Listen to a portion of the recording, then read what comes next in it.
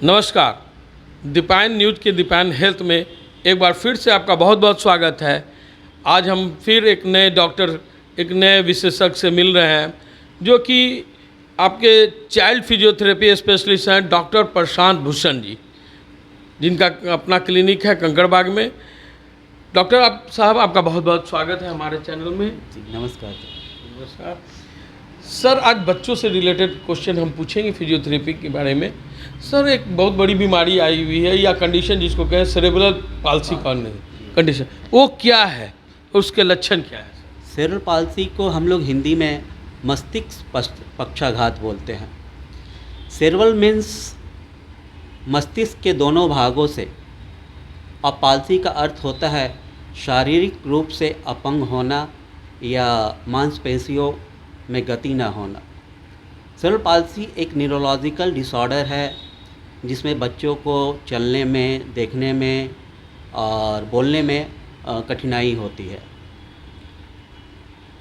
इसके प्रमुख लक्षण हैं कि बच्चा सामान्य बच्चों की अपेक्षा समय पे उठ के बैठ नहीं पाता है, गर्दन सही तरीके से रख नहीं पाता है, सही तरीके से बोल नहीं पाता है, सही तरीके से घुटने पे खड़ा नहीं हो पाता है, सही तरीके से जो हम लोग क्रॉलिंग बोलते हैं, जो बच्चा घोड़ा घोड़ा करता है वो घोड़ा घोड़ा नहीं कर पाता है, कोई चीज़ पकड़ करके खड़ा नहीं हो पाता है।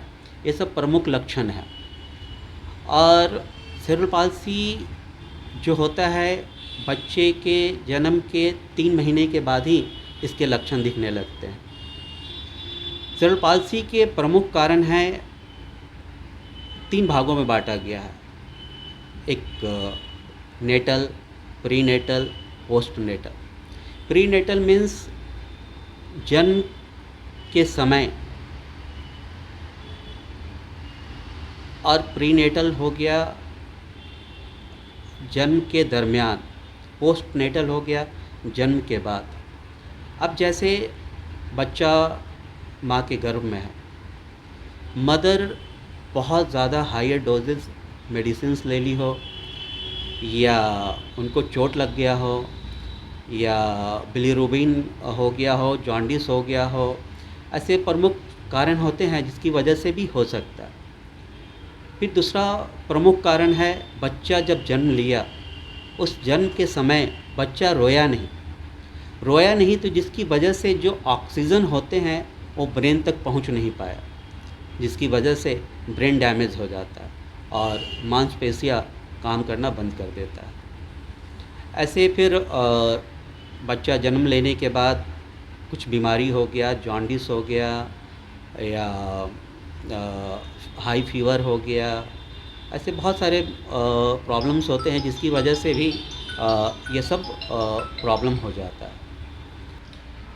तो देखा आपने, डॉक्टर साहब ने बताया कि किन कारणों से ये सेरेब्रल पाल्सी होता है, जिसमें बच्चे जो हैं जन्म लेते हैं और रोते नहीं हैं।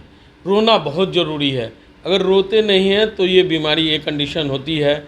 बच्चे में जन्म के बाद तुरंत हाई फीवर हो गया तो ये कंडीशन हो सकती है, या आप बोलें जॉन्डिस हो गई तो ये कंडीशन होता है। बच्चे 3 महीना के बाद इसमें जांच की प्रक्रिया होती है कि 3 महीना अगर हो जाता है और बच्चे ठीक से उठ नहीं पाते हैं, बैठ नहीं पाते हैं, तभी ये कंडीशन होती है। तो इसके लक्षण तो आपने बताया सर, इसके ठीक होने के कुछ उपाय बताएं सर। सेरेब्रल पाल्सी के बच्चों में फिजियोथेरेपी एक बहुत महत्वपूर्ण रोल होता है। सेरेब्रल पाल्सी के बच्चों में व्यायाम के द्वारा ही हम लोग उसको सही तरीके से, सही सुचारू रूप में ला सकते हैं।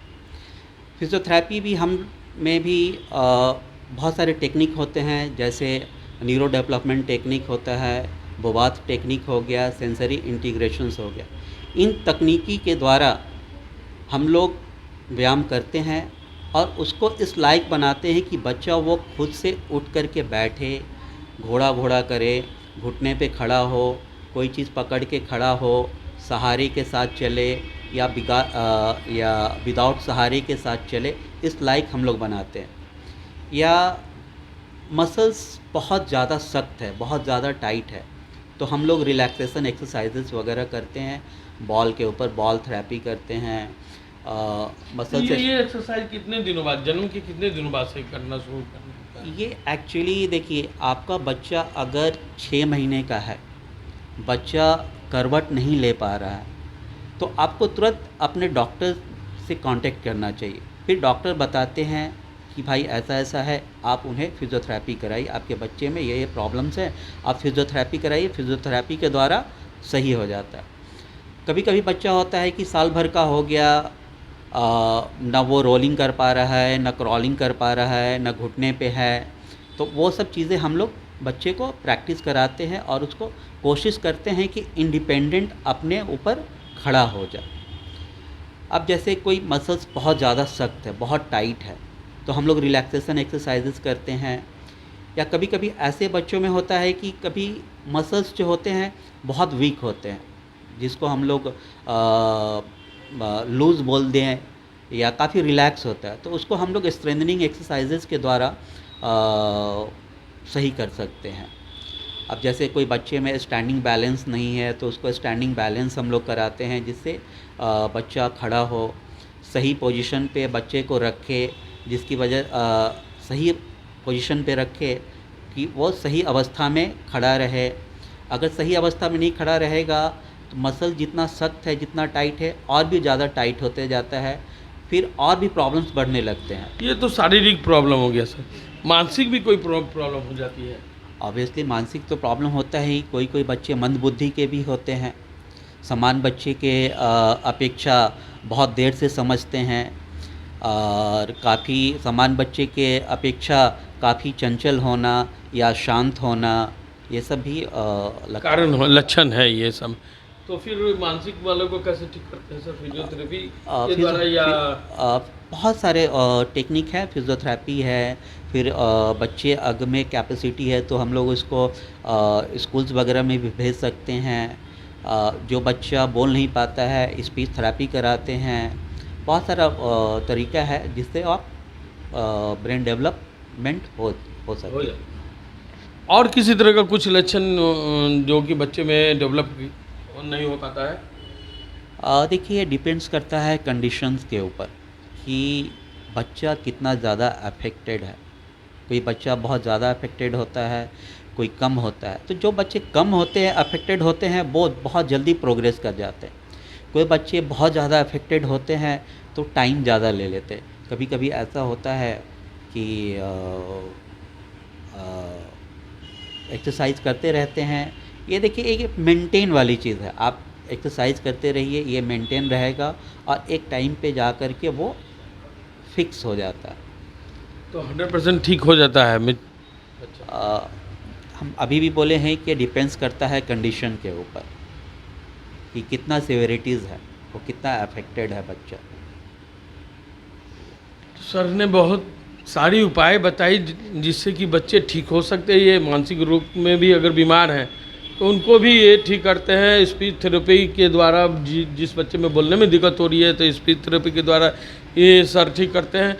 ड्यूरेशन जो बता रहे हैं ये उन पे डिपेंड करता है बच्चों पे कि कितना वो कैच करते हैं, कितना डेवलप कर जाते हैं।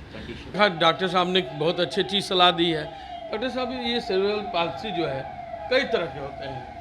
सेरेब्रल पाल्सी भी विभिन्न प्रकार के होते हैं, जैसे सीपी स्पास्टिक डायप्लेजिया हो गया, सीपी स्पास्टिक हेमिप्लेजिया हो गया, या क्वाड्रिप्लेजिया हो गया, मोनोप्लेजिया हो गया, विभिन्न प्रकार के होते हैं। अब जैसे स्पास्टिक डायप्लेजिया है, तो स्पास्टिक डायप्लेजिया में क्या होता है कि हमारे ऑल 4 लिम्स अफेक्टेड होते हैं, यानी दोनों हाथ पैर। लेकिन इसमें क्या होता है कि हाथों की अपेक्षा पैरों में ज़्यादा टाइटनेस, कड़ापन पाया जाता है। अब जैसे सीपी स्पास्टिक हेमिप्लेजिया हो गया, यानी कि paralysis of half side of the body, बच्चे के शरीर के आधा हिस्सा जो है वो अफेक्टेड होता है। अरे, तो बड़ा कठिनाई वाली चीज़ हो जाती होगी। इसका treatment physiotherapy? Physiotherapy cerebral palsy बच्चों के लिए बहुत ही महत्वपूर्ण उपचार है। फिजियोथेरेपी ही इम्पॉर्टेंट, इसका बोलिए मेडिसिन्स, फिजियोथेरेपी के अलावा और कुछ है नहीं। अगर बहुत ज़्यादा मसल्स टाइट हो गया व्यायाम के द्वारा रिलैक्स नहीं हो रहा है, तो ऐसे कंडीशन में डॉक्टर्स लोग बोटॉक्स इंजेक्शन यूज़ करते हैं, जिससे मसल्स रिलैक्स हो जाता है। अगर इसके बावजूद भी मसल्स रिलैक्स नहीं हुए तो फिर सर्जरी के द्वारा उसको रिलैक्स करते हैं, रिलैक्स किया जाता है। और उसके बाद फिर से फिजियोथेरेपी कंटिन्यू रहता है। सर आपने बहुत अच्छी अच्छी बात बताई सेरेब्रल पाल्सी के बारे में। तो जाते जाते हमारे दर्शकों को कुछ सलाह देना चाहते हैं। सलाह मैं ये देना चाहता हूँ कि जन्म के पहले जो पेरेंट्स हैं, जो माता हैं, माँ हैं, वो हमेशा डॉक्टर्स के कांटेक्ट में रहें, सही समय पे मेडिसिन्स वगैरह लेते रहें, सही समय पे चेकअप कराते रहें, जिससे कोई समस्या ना उत्पन्न हो। या जन्म के बाद आपके बच्चे में कुछ ऐसा दिखे कि बच्चा 6 महीने में या 2 महीने में करवट नहीं ले रहा है, उठ के बैठने की कोशिश नहीं कर रहा है, तो तुरंत आपको जा कर के डॉक्टर से मिलना चाहिए और उनसे सलाह लेना चाहिए कि मैं आगे क्या करूं। बहुत बहुत धन्यवाद सर, आपने हमारे दर्शकों को ये सेरेब्रल पाल्सी के बारे में सलाह दिया। अगर इनमें कोई दिक्कत लग रही है तो पहले तो आप चेकअप कराते रहें बच्चों का, अपना और उसके बाद अपने बच्चों का देखें कि अगर कोई इस तरह की कठिनाइयाँ महसूस हो रही है तो डॉक्टर से संपर्क करें। सर आपका बहुत बहुत धन्यवाद। अगर ये कार्यक्रम हमारा अच्छा लग रहा है तो इसको सब्सक्राइब करें, शेयर करें, कमेंट करें। धन्यवाद।